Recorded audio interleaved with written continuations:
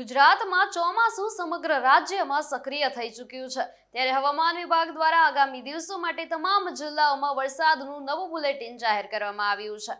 દક્ષિણ ગુજરાત અને સૌરાષ્ટ્રના કેટલાક જિલ્લાઓ માટે એલર્ટ જાહેર કરીને ભારેથી અતિભારે વરસાદની સંભાવના વ્યક્ત કરી છે। નમસ્કાર, હું છું અંજલિ રાવલ અને તમે જોઈ રહ્યા છો ન્યૂ ભારત ન્યૂઝ। આજે ગુજરાત રાજ્યમાં વરસાદી માહોલ રહેવાની સંભાવના વ્યક્ત કરવામાં આવી છે। હવામાન વિભાગ દ્વારા રાજ્યના તમામ જિલ્લાઓ માટે ગાજવીજ સાથે હળવાથી મધ્યમ વરસાદની આગાહી કરવામાં આવી છે।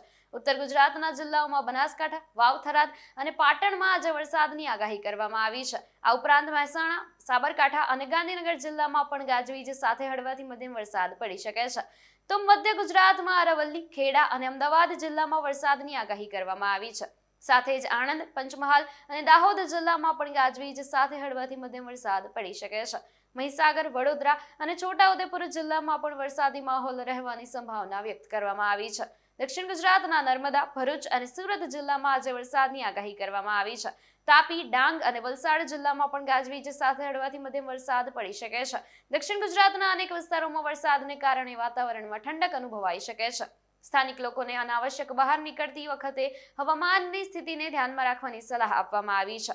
સૌરાષ્ટ્ર વિસ્તારમાં સુરેન્દ્રનગર, રાજકોટ અને જામનગર જિલ્લામાં વરસાદની આગાહી કરવામાં આવી છે।